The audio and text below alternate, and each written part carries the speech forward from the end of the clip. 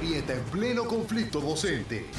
Marcelo Longobardi y Willy Cohen de un lado, la titular de la CETERA del otro. Dos visiones bien diferentes sobre los hechos violentos del pasado domingo en pleno armado de la escuela itinerante. ¿Usted podría explicar a los padres por qué razón no hay clases hoy en todo el país? Hoy no hay clases en todo el país porque el domingo hubo una brutal represión a maestros en la Plaza del Congreso, golpeando a maestros que estábamos ahí, pretendiendo hacer algo que los propios periodistas como usted venían planteando. Dejen los paros, hagan una medida creativa. ¿Por qué tiene de creativo un aula itinerante? Mira, a mí me parece muy creativo, usted tendrá su opinión. Lo que usted no nos puede decir es qué tenemos que hacer. Hay unas normas que deben ser cumplidas. Aparentemente, para poner una carpa en la Plaza del Congreso hay que pedirle permiso a la ciudad. ¿Usted cree que está bien que se reprima una manifestación de maestros? La mayoría de los argentinos está harto de estas cosas. ¿Que se reprima maestros? No, no se reprimió maestros. Señora, si lo vimos todo por televisión. No, sí. ¿Usted me quiere explicar lo que pasó, lo que yo viví? No, si todo el mundo lo vio, usted lo quiere explicar. A mí no me parece que haya habido una represión sobre unos pobres maestros de escuela. Me parece que ha habido un impedimento de instalar una carpa política en la Plaza del Congreso, que son cosas muy distintas. Política, ¿le parece? Me parece que estamos discutiendo con esta cuestión ridícula del aula itinerante la vida política del señor Baradel. Podría haber pasado algo grave, no pasó, porque nosotros nos retiramos. No se veía que se retiraran, señora. Me parece todo lo que usted está haciendo una falta de respeto. Dejen de mentir, discutan en serio. Con la falta de respeto a lo que ustedes hacen con los alumnos hace 20 años. No se lo voy a permitir, discúlpeme.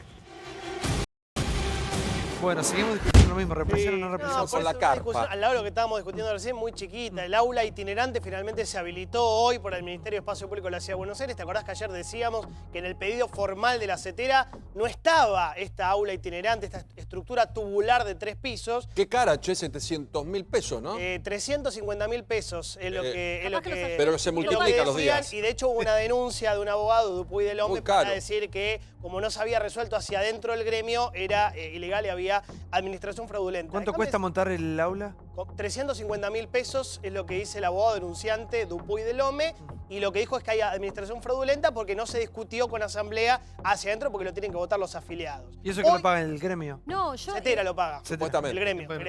Nosotros justo acabamos de publicar en Borde Periodismo una nota en la que Sonia Alessio está en el Instituto Patria, ¿no? Puede tener el derecho de militar donde quiera, de Cristina Kirchner. Donde quiera, pero yo creo que hay que blanquear la discusión, si es que esto es una discusión en términos políticos, acerca de que todo lo que propone el gobierno de Macri está mal y el gobierno lo mismo, que todo lo que digan los gremios para demonizarlos está mal, o es que efectivamente estamos hablando de educación. No, yo lo que veo es que todos estamos discutiendo lo coyuntural y parece que además fuera un problema externo a nosotros, la educación, y no lo es. Digo, se ha perdido el valor del esfuerzo. Yo escucho que todos dicen, bueno, la escuela tiene que ser divertida. ¿Por qué la escuela tiene que ser divertida? Claro, vos tenés que esforzarte para aprender. Y me parece que esa línea no se baja desde hace muchos años. El sacrificio. El sacrificio. El sacrificio, el esfuerzo. A ver, trabajo. Requiere esfuerzo aprender a leer, a escribir, a concentrarse, a comprender textos, a aprender matemática. Requiere esfuerzo y es un esfuerzo que la sociedad, a mí me da la sensación que desalienta cuando, por ejemplo, te dice, bueno, los días que se perdieron de paro se van a recuperar en vacaciones de invierno. No son solamente los maestros los que dicen, yo no voy a dar clase en vacaciones. Son los padres de los alumnos los que te dicen, no, vacaciones no. En vacaciones no. O son los padres de los alumnos. Muchas de ellos dicen, che, ¿por qué les mandan tanta tarea? Porque eso requiere la educación, requiere estudiar, requiere sentarse en el escritorio y estudiar en el colegio y en tu casa. Por lo menos así lo vivimos nosotros. Sí, yo creo que hay un momento que hay que separarla, la señora Lespa, la pelea, lo que hace el gobierno. Los directores de escuela van a recibir en las próximas 2 semanas un informe de aprender de lo que pasa en su escuela. Se tienen que sentar con los maestros, lo tienen que mirar, tienen que ver dónde están los problemas de lo que los chicos no están aprendiendo y ponerse a trabajar en cómo mejorarlo. Esto que decía Guillermina, no anda el método de lectoescritura. Bueno, andá a ver si los pibes leen y entienden. Si el informe de aprender te dice que no leen y no entienden, tenés que armar una estrategia para ver cómo mejorás eso. Entonces yo lo que digo es, ¿por qué no nos concentramos en el camino positivo? Yo entiendo que al gobierno le encanta pelearse con la CETERA y a la CETERA con el gobierno. Pero me parece que el resto de la sociedad que está en el medio tiene que trabajar en cómo mejoramos esto. La lectura, los pibes tienen que leer todos los días en la escuela y discutir qué es lo que dice ese texto. Si todos los días leen y discuten, aprenden a leer y pueden trabajar sobre eso. Entonces, me parece que vienen ahora resultados de la prueba de aprender a cada escuela, a cada director, que se siente, que mire los resultados, que trabaje con los pibes para ver cómo mejoran y empecemos a caminar en algo positivo y dejémonos de hinchar con esto. Yo quería decir que tenemos que ser claros, ¿no es cierto?, en lo que pretendemos cuando hablamos de educación. Me parece que si vamos a poner en práctica la máquina de impedir todo, es imposible llegar a algo en concreto, ¿no?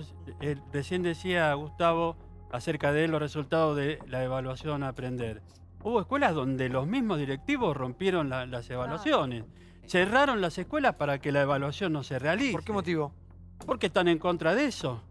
O sea, y otra cosa más que quiero decir para que no se me pase. Hay docentes que quieren ir a trabajar, que querían ir a trabajar y eran amenazados, eran amedrentados. ¿En dónde? Sí, en distintos lugares de la provincia de Buenos Aires.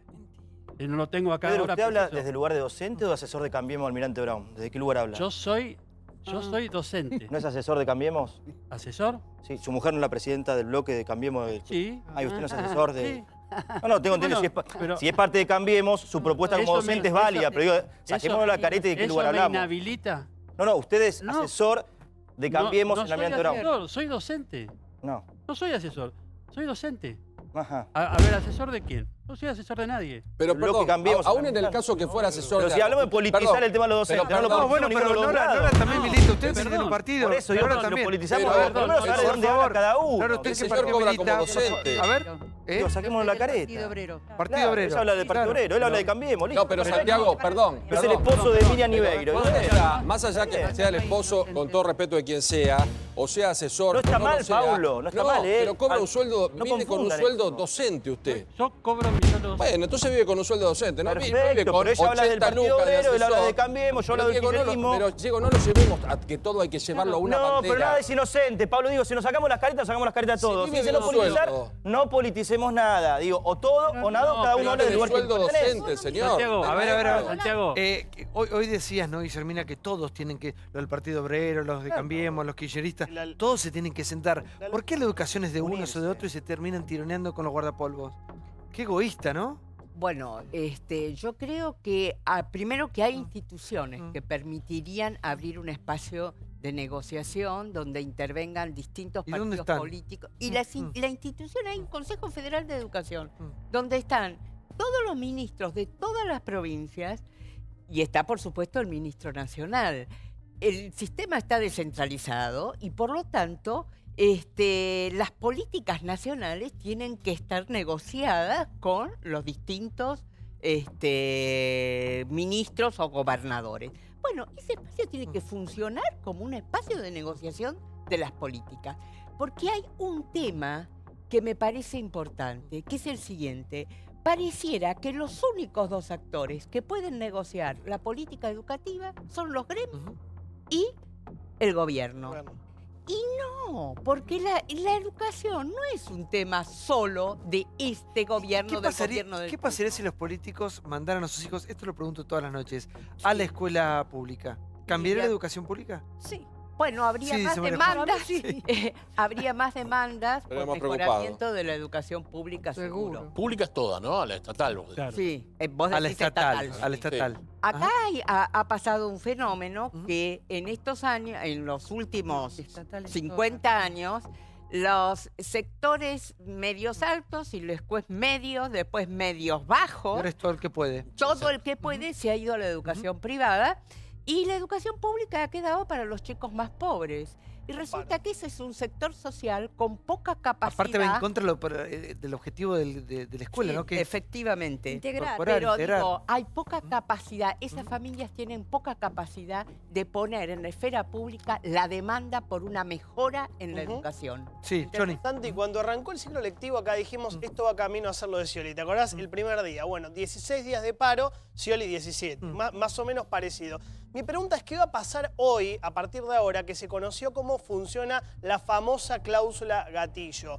La inflación del primer trimestre dio altísima, mucho más alto de lo que el gobierno estimaba, 6,29%, 1,3 en enero, 2,5 en febrero y se acaba de conocer hace algunas horas 2,4 en el mes de marzo. Entonces la oferta de Vidal automáticamente, por la cláusula gatillo, no va a ser 4,5, ¿te acordás que era 4,5? 4, bueno, por cláusula gatillo va a ser 6,29%. Quiere decir que está demostrado que este año, por lo menos este año, claro, si la aceptasen, si no la imponen de manera por decreto, no van a perder este año. Recordemos que el año pasado sí, perdimos todos los gremios, ¿no? Los docentes, todos porque la inflación, todos los trabajadores fueron 40% de la inflación. Entonces mi pregunta es, ¿se está demostrando que este año concretamente no va a haber pérdida del recuperar ¿Cómo va a reaccionar el gremio docente ante esto? Todos los sectores vamos a perder con 2,4 por mes, todos perdemos. La verdad que el arreglo dentro de un contexto recesivo con una inflación de arriba del 30 no parece mal. En la cláusula gatillo. Claro, pero los gremios docentes es lo ideal para cualquier gremio. Ahora, claro. Evidentemente hay una cuestión política, como dicen ustedes, a la que se suma que el gobierno ha descubierto que lo favorece políticamente pelearse, con lo cual ahí ya se endureció. ¿Cuáles son los números que maneja el gobierno? Porque después de la marcha del primero todo cambió. No a todos ayer. Claro. Fue como un antes y un después. Y después vienen las encuestas que decía Gustavo. Valentonó. Y a partir de ahí, yo no sé cómo termina. Ahora, Nora, y desde el Partido Obrero, ¿cuál es la educación que proponen? ¿Qué modelo de país? ¿Cómo quién? Mira, nosotros consideramos que hay que hacer un cambio educativo profundo. ¿Pero como qué nación? Mira, nosotros consideramos que los trabajadores tenemos que gobernar. Este es el objetivo que nosotros tenemos, que somos los que producimos la riqueza. Por eso, una de las cosas principales es que tiene que haber trabajo para todos. Si hubiera trabajo para todos, la educación tendría otra jerarquía, porque habría que educar, porque todos tendrían espacio en el trabajo. No sé si me entendés. Como ahora, como señalaba... ¿Y como en qué país? Laura, sos vos. Julia. Julia. Ella ¿Pero como qué país? Espera que no me contestó. ¿Como qué país para focalizar? Hoy en día ejemplos en el mundo. Por ahí se coloca como ejemplo que Cuba tiene un nivel de enseñanza y de acceso a la educación mayor que en el resto del planeta, pero hoy también estaría discutido por la situación actual de Cuba.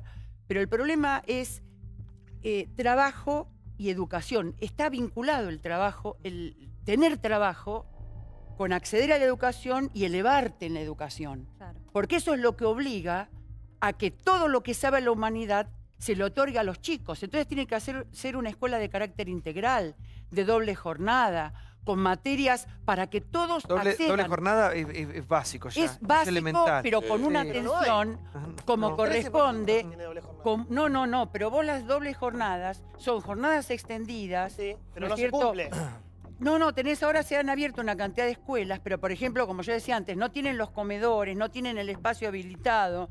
Entonces vos las materias, por ejemplo, de carácter especial, no tenés el ámbito donde desarrollarla. Pero, Nora, por ejemplo, hago una pregunta. Vos planteás esto y Johnny dice solamente el 13%.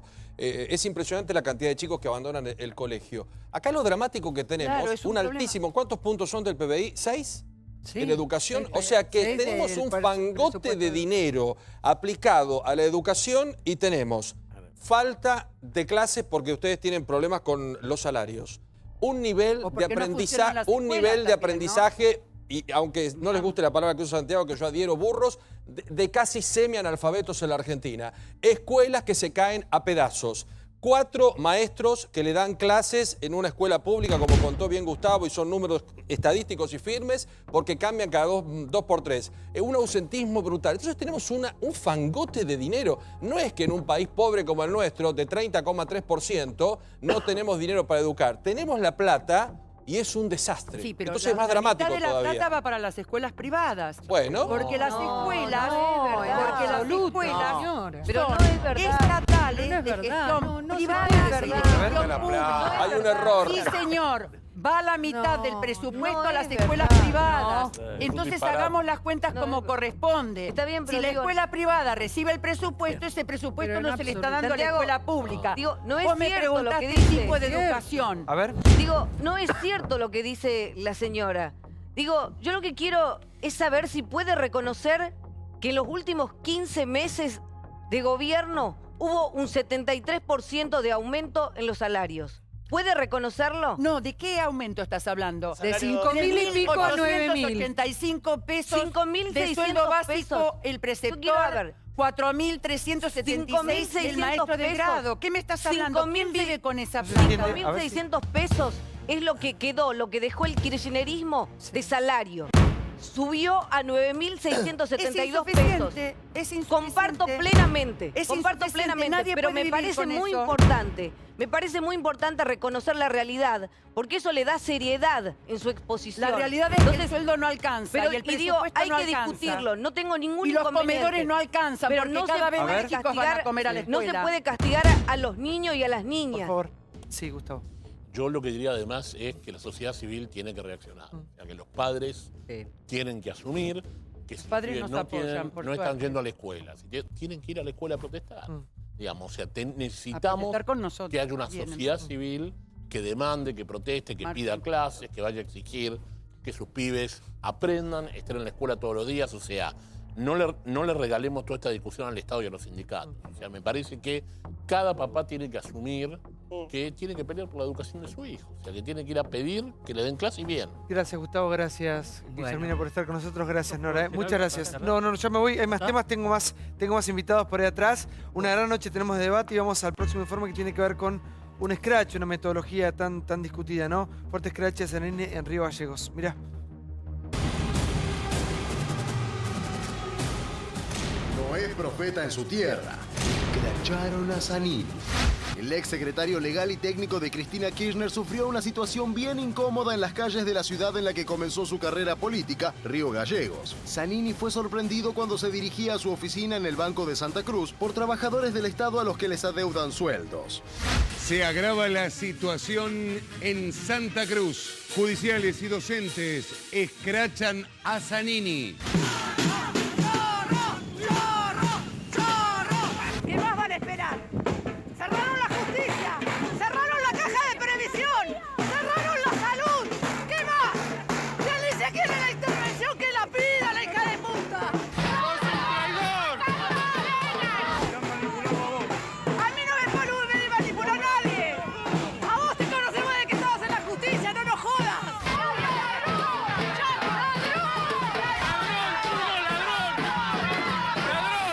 Una cosa es que te encuentren en el espacio VIP de un avión internacional, pero en tu pueblo. ¡Andate, andate, ladrón! ¡Andate, rata! ¡Ladrón! ¡Viajá por aerolínea, la concha de tu hermana! Bueno, sí, por favor. Bueno, había ido a una dietética, estaba muy cerquita ahí de la carpa, porque hay una carpa docente, judicial, muy importante en Santa Cruz. Lo terminan puteando en todos los idiomas, se termina refugiando en el Ateneo, ahí donde estaba Rudy Ulloa. Es el cuarto scratch que sufre Zanini, lo estábamos viendo. Hay un problema muy grande en Santa Cruz para que se entienda. Primero, déjame decir que estoy en contra del scratch como metodología. A mí no me gusta, por más que no comparta nada, absolutamente nada con Zanini, con su forma de ver la política. No me parece que el scratch sea la manera de criticar a alguien, porque es un método que para mí dista de ser democrático. Aclarado eso, me gustaría decir que hay un problema muy delicado en la provincia de Santa Cruz. Antes decíamos que a los maestros les ofrecieron el 3%. Yo me preguntaba hoy, si Vidal hubiera ofrecido el 3% en la provincia de Buenos Aires, ¿qué hubiera pasado, no? Hace 8 meses te decía antes que no se le paga a todos los docentes de manera consecutiva y el rojo anual de Santa Cruz está en 6.200 millones de pesos. De hecho, la Casa Rosada le está mandando 300 millones de anticipo de la coparticipación porque está quebrado, lo dijo la gobernadora. Dos cosas. Una, cuando hablaban recién de las encuestas, ¿no? Que estaba envalentonado. A mí me duele que la encuesta haya sustituido a la propuesta en la Argentina. Y hace años que venimos con esto.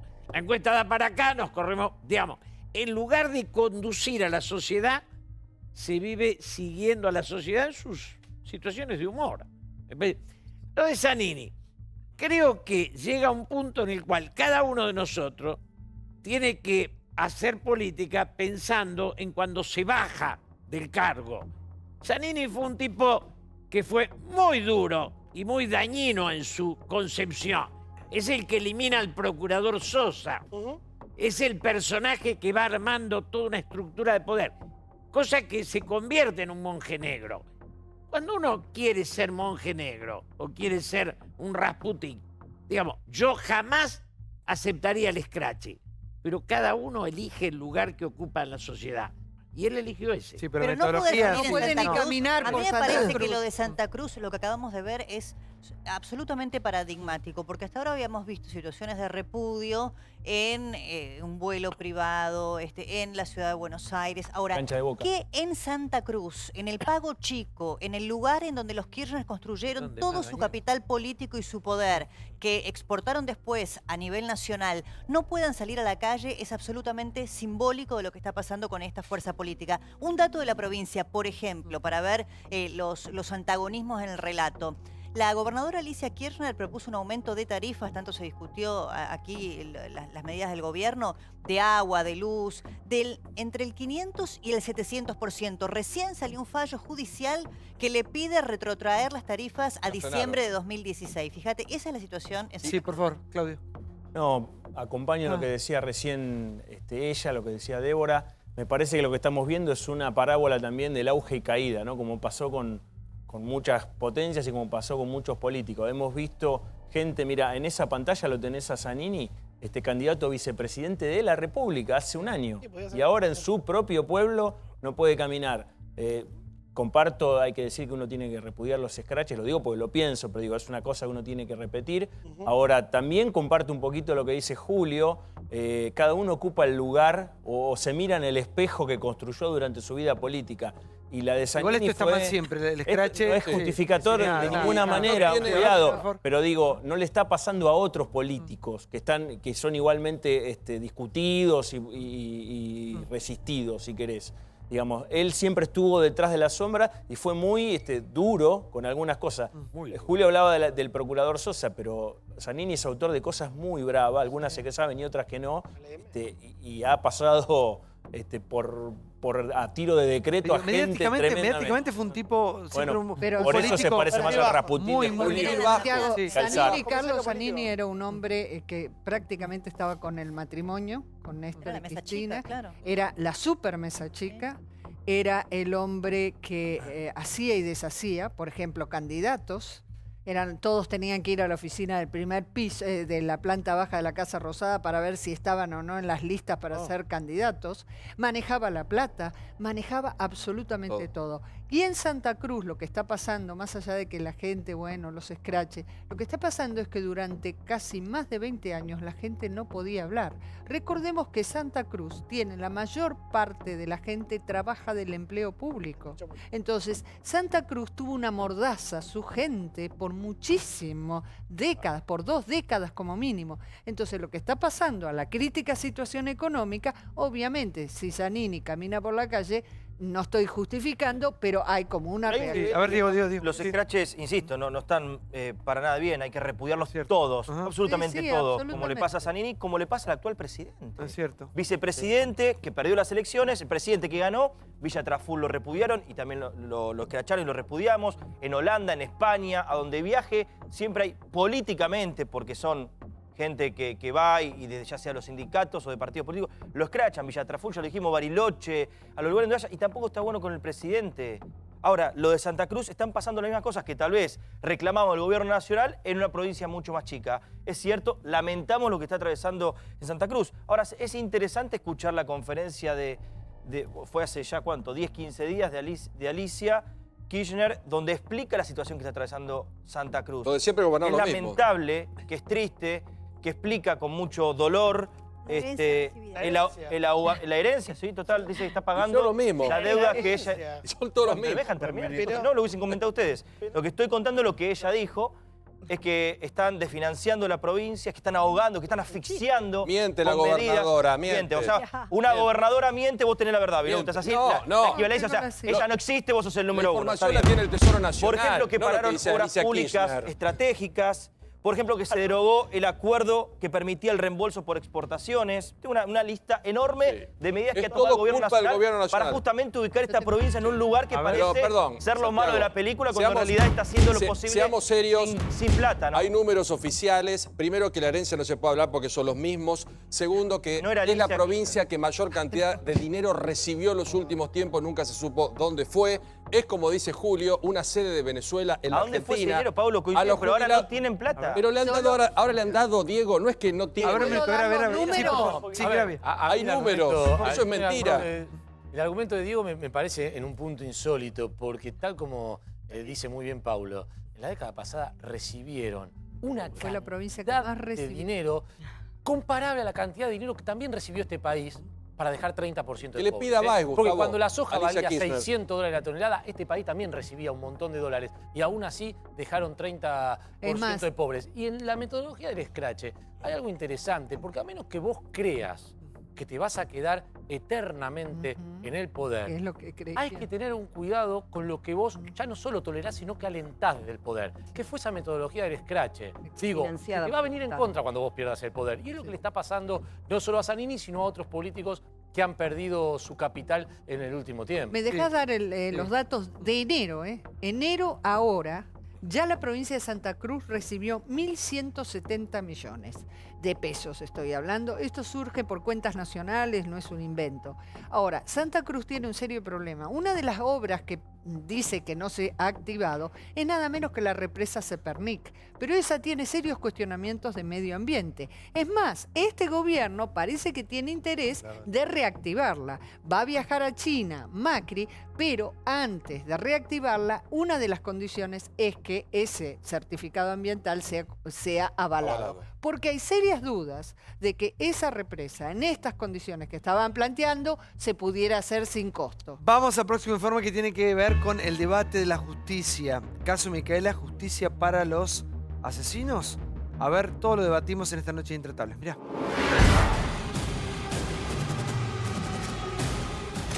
El asesinato de Micaela. La justicia en la mira. Sebastián Wagner, el acusado de matar a la joven, había recibido el beneficio de la libertad condicional a pesar de estar condenado a 9 años de prisión por 2 casos de abuso sexual. El juez Carlos Rossi tomó esa decisión pese a que un informe del servicio penitenciario aconsejaba todo lo contrario. Desde el presidente hasta gran parte del arco político piden su destitución. Este tipo de jueces no lo podemos tener. Cometió un error gravísimo y que él tiene que ser responsable de ese error. Creo que hoy la licencia es una forma de evadir. La primera consecuencia es no ser más juez. Meterlo en cana a Rossi, a apartarlo de su cargo a Rossi, es como sembrar chinche en el piso, tirar un globo, el globo se reviente y nosotros solo corremos la chinche que reventó el globo. Lo del juez es penoso. Yo creo que hay mucha responsabilidad del Estado en su conjunto. El juez tiene que tener el ojo puesto en la víctima, el ojo puesto en la sociedad y no en el victimario. No hay garantismo alguno que avale el accionar de ese juez. El juez se transforma en un juez con mal desempeño, pasible de juicio político. Si hubiese estado vigente el proyecto que hicimos hace 3 años, no hubiera pasado. Entonces no me vengan con que yo soy el garantista y quiero soltar a todos los violadores. La presidenta Cristina Kirchner nunca envió ese proyecto al Congreso. Tenía una serie de defectos estructurales gravísimos. Bajaba las escalas penales de delitos muy graves. 8.400 violadores que la justicia deja libre al año, que están a la vuelta de la esquina esperando otra Micaela. Esto que ves ahí es un chat de Facebook de Sebastián Wagner, del asesino del violador que hoy está detenido, de Micaela. Chateaba y le decía esto, ¿sabes a quién? A una amiga de la hija de su mujer que tiene 13 años. Cuando te agarre te hago mía, la otra vez te salvaste pero la próxima no te salva, te voy a hacer mía, vas a ver. Se metió de pelota y en un momento ella salió, fue a cambiarse al dormitorio de la nena, ¿viste? Sí. Entró sola a la casa y de repente dice que se aparece este tipo y la aprieta, la abraza, no sé qué, intenta abusar. Ella... Bueno, Paula, buenas noches. ¿Qué tal? ¿Cómo te va? Bueno, ¿qué va a pasar con la justicia en este país? ¿Hasta cuándo?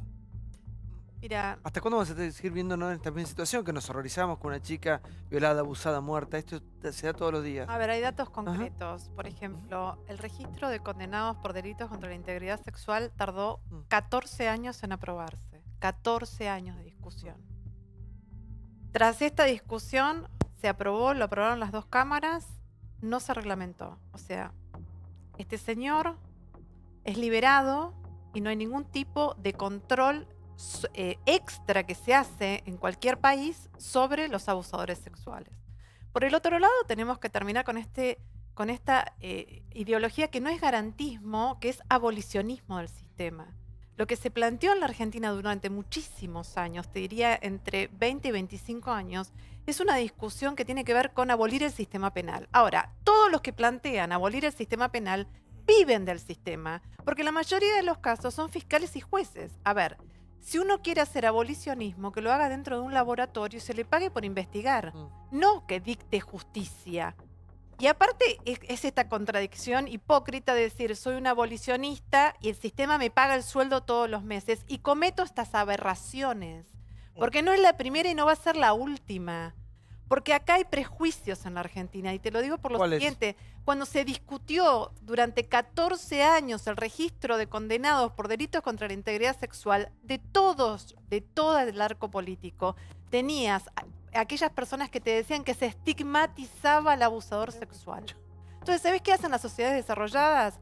No se avergüenzan de esto. Dicen, a ver, ¿es estigmatizarlo tener un registro y que los vecinos sepan que cerca de su casa vive un violador? ¿Qué te parece? Es más, Santiago, se dio la discusión en Francia. Sí, es estigmatizarlo. ¿Y sabes qué?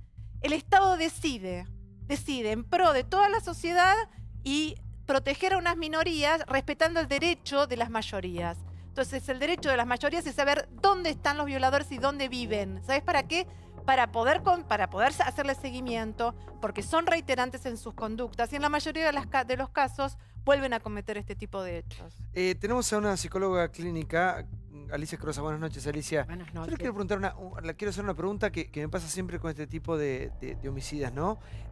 Una persona que pone su libido, su objeto de deseo está en una víctima. ¿Cómo se recupera en la cárcel? ¿Cómo se cambia eso? Por más que esté 5, 10, 15, eso no se recupera nunca más. No, absolutamente. Yo también lo dije anteriormente en otra oportunidad en que estuve en cámara también. En mi opinión, el violador serial, desde ya que no, absolutamente que no, y el violador en reiteración, absolutamente tampoco.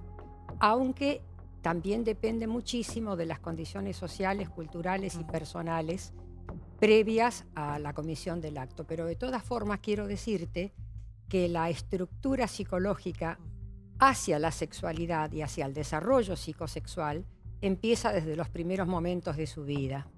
Y en general todos estos individuos tienen algún trastorno en la relación inicial materno-filial. Siempre es un conflicto con la mujer que en algún lado está dando vueltas. Pero a la hora de evaluar lo que estamos evaluando y tratando acá, tengo que decirte que ha cambiado enormemente la situación de los presos en situación de cumplir su condena, de cuando yo trabajaba. Yo hace unos 20 años que ya no trabajo más en las cárceles, estoy jubilada, pero yo pasé 30 años en las cárceles de la provincia de Buenos Aires al punto de ser la primera psicóloga que ingresó allí hace muchísimos años.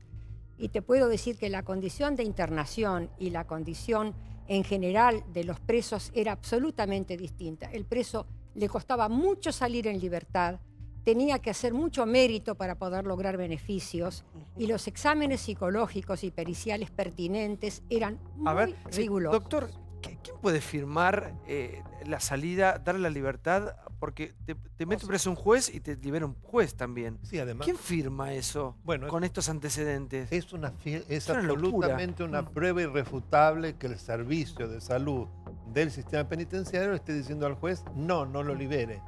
Ahora, yo creo que él lo hace, no es vinculante, pero de todas maneras es un informe fundamental. ¿Por ¿Qué qué otro no es elemento vinculante? puede tener? Perdón, digo- Eso podría ser un cambio, pero digamos que es grave que el juez no lo siga. Ahora, ¿por qué no lo sigue? Porque no estuve viendo los antecedentes de este juez. Es un juez absolutamente ligado a las ideas zafaronistas. Es un crápula Zaffaroni que dice lo que dice. Hay que deshacerlo. Ha sido una persona absolutamente nefasta, no solo para la justicia, sino para la sociedad argentina. Y ha producido cantidades de muertos, entre los cuales esta chica Micaela. Sí, Gutiérrez. Sí, yo comparto. Hay toda una corriente que está expresada por el doctor Zaffaroni, que en estas horas ha tenido desacertadas apreciaciones nuevamente sobre los violadores. Yo he ejercido 20 años el derecho penal. No he visto un violador que se recupere. No lo he visto. Totalmente. Lamentablemente hay que ir bien atrás. Esa persona tuvo un impulso irresistible ese día. Su cabeza se empezó a turbar de ideas que lo sacaron a la calle, siguió, buscó una persona vulnerable, encontró el momento y se excitó matándola. Eso debió pasar por la cabeza del juez. Yo creo que Micaela iluminó, lamentablemente con su vida, un perverso que estaba suelto. ¿Habrá otros perversos en esa situación hoy en la calle? ¿Pero hasta cuándo la justicia va a seguir jugando a favor de esta gente? Yo tengo una decisión política, pertenezco a un espacio que presentó un código penal hace 2 años. Ese código tiene, si lo podemos caracterizar en una frase, es el código de Massa, que dice 20 años de prisión o fallados por un juez son 20 años de cárcel. Es una decisión. Creemos en eso, lo hemos escrito, son 402 artículos. Y en la realidad queremos que se discuta. A ver si, Pablo. No por el tema que sea de Massa, ustedes juntaron 1 millón de firmas, que fue muy importante, porque en la locura de Zaffaroni and Company se iban a hacer modificaciones sustanciales en el Código Penal. No íbamos a tener más que hablar de reincidencia, íbamos a dejar de lado la libertad condicional, íbamos a bajar un montón de cosas a favor de los homicidas, los secuestradores, los violadores, Pablo, pero si no lo modificamos rápido... El femicidio del artículo 80, inciso 11 del Código Penal, cuando un hombre mata a una mujer en virtud de odio al género y de violencia de género, hoy es un agravante del homicidio. Sí. Busquen en el Código de Zaffaroni, eso significó que esté en nuestra ley una lucha de muchísimas víctimas como Micaela, que un día torcieron la voluntad de un legislador para que hiciera esa ley. Yo me acuerdo un día, ¿se acuerdan del caso Wanda Tadei, no? Sí, claro. Que su pareja, su marido, la prende fuego. Y al poco tiempo Vázquez estaba en un acto tocando un bombo. Con esos atorrantes. Pero ¿saben en quién pensé? Pobrecita, Wanda está muerta, ¿no? Pensé en la familia, en los padres, ¿no? Bueno, pero sin ir más lejos, el caso de esta chica de 8 años que la llevaron a un sitio para hacerle sexo oral. Un sexo oral concretamente. Y le rebajaron la pena al tipo porque consideraron de que como había sido a oscuras, bueno, era menos punitivo el acto. Es una cosa que no entra en la cabeza de nadie. Era una nena. Sí. Yo creo que lo de Zaffaroni fue mucho más allá que la justicia.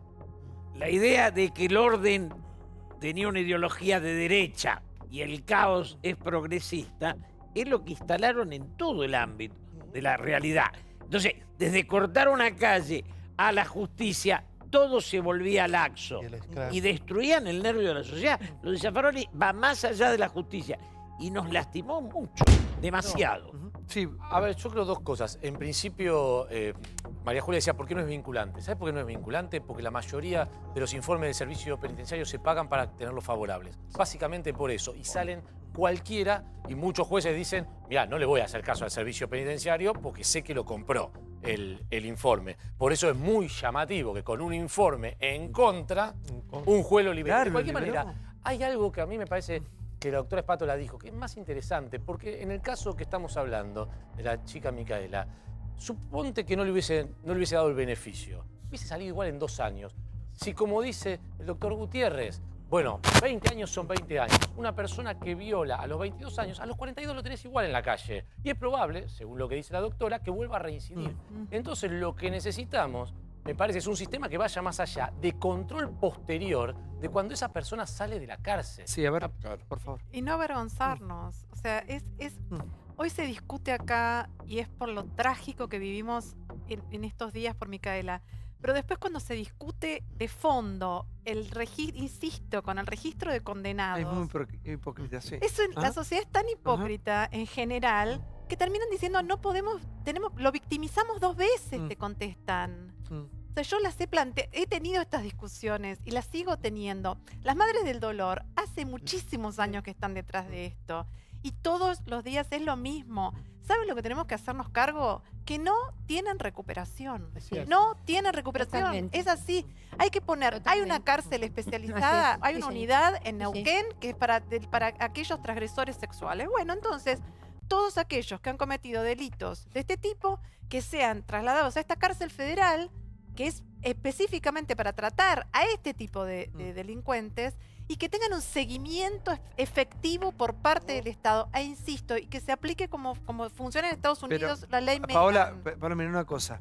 Si la misma justicia que nos dice que Grassi es un pedófilo que abusó de menores, es la misma justicia que le da un beneficio, que lo va a liberar supuestamente antes. Entonces uno dice, es toda una locura, es el mundo al revés. Un poco. Pero yo creo que ha llegado a un punto de cambio. ¿Viste cuando uno a veces dice, bueno, esta frase es hecha? Bueno, yo no creo que sea una frase hecha. ¿La gota que rebasó el vaso? Yo creo que se llegó a un punto de inflexión. Lo que fue hoy,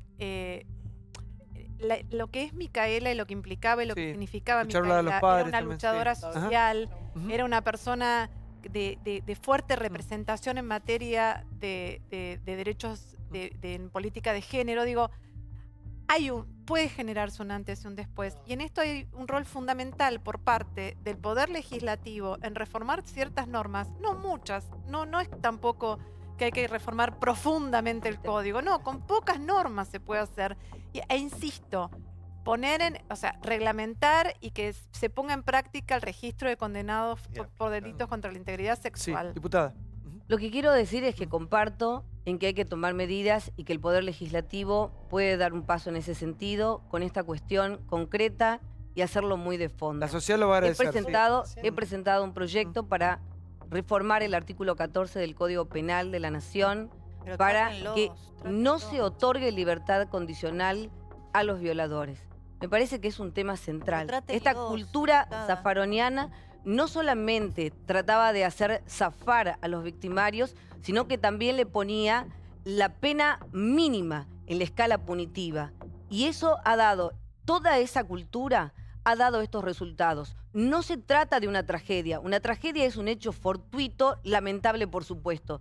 Esto tiene que ver con un sistema de violencia estructural contra las mujeres y hay que analizarlo así, en ese contexto. Es cierto, el Poder Legislativo acá tiene un rol muy importante. Ya dijimos aquí todo lo que ha pasado con la justicia, pero justamente como el juez tiene discrecionalidad, si modificamos algunas leyes, no le vamos a dar esos elementos para que liberen, por ejemplo, a violadores o asesinos. Pero este proyecto al que usted hace referencia, hay otro proyecto en el mismo sentido del diputado Petri. Está la ley de víctimas, que tiene media sanción de diputados y no la trataron en diciembre del año pasado. Digámoslo, porque si en el Senado, ¿verdad? En el Senado. Tiene media sanción de diputados. En el Senado no se trata. Entonces, hay proyectos de ley, pero hay que hacerlo con mayor celeridad. Totalmente. No puede ser que haya un Congreso paralizado por la campaña política y la gente que se muere no tenga estas leyes. A ver, sí. Lo que pasa es que el escándalo que genera un hecho de esta naturaleza se empieza a debilitar, tan pronto pasan los días y se vuelve a reactivar nada más y nada menos que cuando tenemos otro caso de esta naturaleza.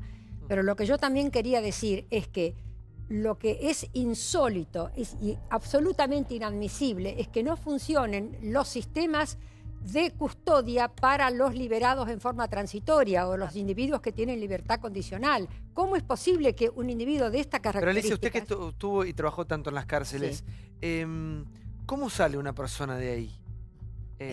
Porque también nos tenemos que replantear, digamos, ¿cómo hacemos para que una persona que está presa salga siendo una persona que se pueda reinsertar en la sociedad? Pues si no... Todo depende del tipo de delito, por supuesto. Y en este caso, en este caso, la recuperación, yo considero, al igual que la doctora, que es casi imposible. A mí me parece que estos individuos deberían quedar eternamente alojados en un sitio con una cuestión extremadamente peligrosos. Acá estamos hablando de sadismo, estamos hablando de una perversión, y la perversión es una estructura psicológica anómala que no tiene vueltas, no hay forma de tratarla. El perverso es consciente de lo que le pasa, pero goza con lo que le pasa, porque lo conecta con el sadismo. Y además, esto se sustenta en una obsesión. Es la obsesión-compulsión hacia el hecho. Y hasta que no desarrolla el hecho, no libera su estado de tensión psíquica. Entonces está en permanente actitud de realimentación. Entonces, si no lo hace con una, lo hará con la otra. Si no, tendrá una acción sustituta. pero va a buscar aquella acción. Sí, Gutiérrez. Yo siento una enorme frustración. Yo trabajé en la ley para eliminar la libertad condicional, que vino de Inglaterra. La usaban en Australia y un día alguien dijo a las 3/4 partes de la condena se puede abrir la puerta. Otro podría haber dicho a los 50 o al tercio y se podía ir. Nosotros entendimos que tiene que cumplir la totalidad. Yo me siento muy frustrado porque esa ley hace 2 años que duerme. Y si vos vas al médico y tu fiebre subió y estás mal, el médico tiene la obligación de hacer algo. Nosotros seguimos hasta el proceso de España con los violadores porque es cierto lo que vos decías, la cárcel tiene 2 puertas. La de entrada y un día se abre la de salida. Claro. Bueno, España tiene el pase a una institución cerrada y total de orden psiquiátrico, pero hay que construirla. Entonces, si vos me invitás a poner el ladrillo 1 de una escuela, yo voy corriendo. Pero si a mí me invitás a poner el ladrillo 1 de esa institución y de una cárcel, también voy corriendo y eso hay que hacerlo. Sí, Johnny. Mucha hipocresía en el Congreso. Mirá, ley que limita las excarcelaciones, la que decía Gutiérrez, media sanción en diputados, no se trató en el Senado. Ahora, en diciembre pasado se trató lo de ganancias, que estaba bien, pero eso no. Ley que crea el registro genético de violadores, lo que decía Paola, se aprobó en julio de 2013. Nunca se aplicó, falta de presupuesto. ¿Quién puede estar en contra igual? Cada provincia tiene su registro individual. Entre Ríos, caso Micaela, no lo tiene. Ley de protección a la víctima, la que sacaron ustedes, abogado gratuito, que estaba bueno, lo que decía Débora, centro de atención para víctimas, media sanción en diputados, no se trató en el Senado. Entonces, lo que digo, hay que empezar a tratar. Y déjame decir una cosa más cortita. Piedra basal de esta corriente de derecho nefasta, coincido con el doctor Sapsay, lo que decía el portero, 1987. El portero encierra a la nena de 8 años de edad. La obliga a hacer sexo oral. Yo acá tengo el fallo. La nena declara, bueno, un error, es muy duro. Sí. Pero te digo el resumen de la sentencia. El portero me metía eso en la boca. Y la camarita. Se baja la sentencia de 7 a 3 años. Nunca fue preso. Argumento. No hubo acceso carnal, vaginal o rectal. La penetración bucal no es dolorosa. Te juro por Dios que escribió esto Zaffaroni. Igual saca las imágenes, sí, En la felatio no existe pérdida de virginidad y el hecho se consumó a oscuras, lo que reduce el contenido traumático para la menor. Esta es la piedra basal. Sí. Este es el comienzo de toda una corriente que después se propagó a otros jueces. Esa corriente es en la que están formados una gran parte de jueces y de fiscales penales y de profesores. ¿Por qué? Porque no pasaban los exámenes y no repetían el credo de Zaffaroni. Y Zaffaroni además es juez en la Corte Interamericana de Derechos Humanos, a pesar de que tuvo prostíbulos, que ejerce la profesión, la asesora y la patrocina a la Presidente, lo cual está expresamente prohibido por el Estatuto de la Corte Interamericana. Un ejemplo, Javier ¿Pero qué pasa de Luca, con los derechos humanos de las víctimas también? Bueno, en lo de los derechos humanos de las víctimas es espantoso, porque estos también se entroncan con Zaffaroni. ¿Por qué? Porque él tiene la siguiente concepción, de que en realidad los victimarios son un producto de la sociedad. Conclusión, los culpables somos el resto de la sociedad y tenemos que pagar. Con lo cual las víctimas se transforman en victimarios. Por eso las víctimas no han logrado prácticamente ninguna protección. Son dos discusiones diferentes. Una cosa es cómo prevenir para bajar los índices los familiares de las víctimas. Claro, pero una vez consumado el hecho no hay de qué discutir. Santi, en el abolicionismo excede el tema. Sí, pero ¿no crees que en este momento, Francisco, esto quería ir con vos, ¿no crees que en este momento ya tantas discusiones que se están dando o tantas ollas que se están destapando, esta no sería una discusión interesante que llevara adelante el gobierno? Sí, pero hay tantos especialistas en el tema que... ¿Tiene un costo, Julio, esto, hacerlo? ¿O no? Ningún costo. Porque si no es como siempre el regodeo de hay cosas en las cuales hay que cerrar el ciclo histórico. Zaffaroni fue nefasto para la sociedad. Me parece que en esto terminante es la situación. Eso se cierra y si alguno queda perdido con este sueño de elasticidad en la justicia, es un problema de él. Pero fue mayoría y casi se convierte en la visión dominante del argentino, ¿no? Sí, bueno, de el hecho, derecho penal han tomado todo.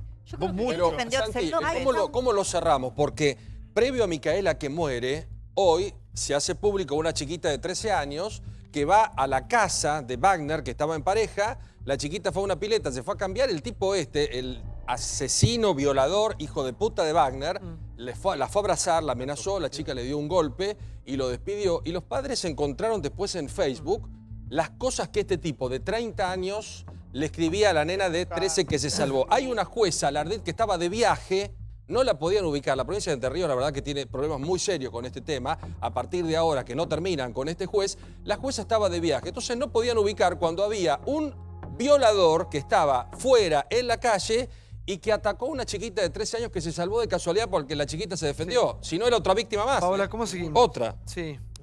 Yo creo que esto tiene solución con una fuerte voluntad política y de sincerarnos y de no ser hipócritas, de terminar con... de dejar de ser una sociedad culpógena. Es una sociedad culpógena. Cuando vos decías, no tiene costo. Sí, cuando se da la discusión en el Congreso, y uno que participó de discusiones en el Congreso, hay muchos que consideran que esto tiene un costo. El tema es decir, bueno, basta, el costo es, o sea, es lo que te decía yo que se produjo en esta discusión que me pareció maravillosa en el Congreso francés cuando dijeron, bueno, tengo que dirimir entre el individuo y la sociedad y en estos delitos protejo al resto de la sociedad y al individuo le doy el mejor tratamiento, pero dentro de instituciones especializadas. Entonces digo, me parece que pasa por ahí. Y con respecto al abolicionismo, que insisto, son más de 20 años de esta corriente dando vueltas, existen los juris de enjuiciamiento, existe el Consejo de la Magistratura. Débora lo nombró recién el juez Axel López. Que sigue siendo juez. Exactamente, y votaron y lo defendieron y sigue siendo juez. Lo defendió Zaffaroni. Zaffaroni lo defendió. Claro. ¿Y quiénes votaron aparte? Sus pares. Gracias ¿no? por todo, muchas gracias. Gracias a vos. Gracias, doctora. Gracias por estar con nosotros. Ya seguimos por mucho más, pero antes tengo un par de consejos, ¿no? Qué gran noche tuvimos por delante, ¿no? Cuántos temas interesantes. Ojalá algún día se debate en serio, ¿no? Lo que hay que debatir en lugar que hay que debatirle, ¿no? Uno piensa en las cámaras, ¿no? Estas cosas, chicos, estamos hablando de sentido común. Por favor. Tanta Justicia pavada, por sobre ¿no? todas las cosas, tanta pavada, ¿no? Bueno, como si esto fuera poco, ¿qué pasó con AFA, por favor? Bueno, hoy se fue oficialmente el patón Bausa. ¿Sabes cuánto va a tener que desembolsar la AFA aproximadamente? Poné la imagen que es muy buena, mira. No me animo a decirlo. 100 millones de pesos. 100 millones de pesos por 3 técnicos a la vez. Solamente nosotros podemos hacerlo. El Tata Martino le deben $1 millón, pero después hay demandas de los ayudantes de campo. En total son $3.200.000, 50 millones de pesos para hacerlo más fácil. El patón Bausa, quien se fue hoy... Hay que pagar el fracaso de cada técnico. Sí, la rescisión de contrato. Es genial. $1.300.000 por la rescisión de contrato. ¡Qué hispa, diría Moria, ¿no? 20.200.000 pesos. El cabotaje, sí. 20 millones por cortarle el contrato al patón Bausa. Y ahora viene Sampaoli, o el que venga. Dicen que puede venir Sampaoli. Hay que pagarle una cláusula de salida al Sevilla, que es el club donde él dirige, 1.500.000 euros. Eso te da 26.700.000 pesos y falta el contrato. Total, 96.900.000 pesos. Grave, ¿quién paga eso? Estamos bien, ¿eh? No, ¿quién paga eso? Lo paga la AFA y en definitiva lo terminamos pagando todos nosotros. Hoy ingresó a la AFA 400 millones de pesos de la llave, parte de la llave que ponía la empresa que se quedó con los derechos de televisación, y de esa parte se va a pagar todo. Con las deudas que tienen esa parte. No, la deuda que tienen. Sí. Ellos hablan de una AFA, a mí me encanta, porque hablaban de una AFA absolutamente quebrada y de un día para otro desembolsan... Por ahí Tinelli pone su bolsillo, Pero tengamos en cuenta algo, de cualquier manera, para entender, tengamos en cuenta algo para entender la relación fútbol y poder, que a mí no me parece menor y me parece que también tiene que ver con lo que hablábamos antes de la justicia. Vos sabés que Chiqui Tapia tenía una causa hace 1 año y medio, que nosotros la contamos acá, 1 año y medio, la justicia. ¿Cuándo lo sobreseyeron? Ahora. 48 horas después de ser elegido presidente. Pero fue una casualidad, de la, Gustavo, una sos casualidad. Pará, la causa fútbol para todos, Sí. que iba a tener indagatorias a partir de la semana que viene Bueno, a un detalle. toda la gente que había cambiado los cheques para saber en dónde se había quedado la plata. ¿Sabés qué pasó 3 días después de que ingresó la nueva conducción a la AFA? ¿Qué pasó? Recusaron a la jueza, le sacaron la causa que ahora está en cámara y probablemente no se la devuelvan nunca. O sea, toda nadie... esa causa Y empezamos de nuevo. queda en la nada. Cortito, hoy se supo que Sampaoli es kirchnerista y fanático del Indio Solari. Yo no sé si va a ser el próximo técnico, porque ya ahora dividieron hasta la grieta en esto, ¿no? Todo el mundo quiere a Sampaoli. Hoy ya, con esto de que es kirchnerista, ya muchos se... Claro, ¿quién quiere a Otra Sampaoli? indemnización, otra indemnización. Otra. 150 palos, toma. Bueno, pero aparte, ¿cuántos juicios tiene AFA? 640. Ah, pero ¿Cuánto? exigimos 640. Exigimos que se vaya un técnico y después hay que pagar. Bueno, Sí. gracias por habernos acompañado, gracias a la gente, como siempre, Relojes Polis, divino el Reloj Polis de hoy, espectacular el traje de Liguria como cada noche. Gracias por acompañarnos, sigan en América mañana 20:30, todas las voces, todas en el original, en Intratables, por América como siempre, chau.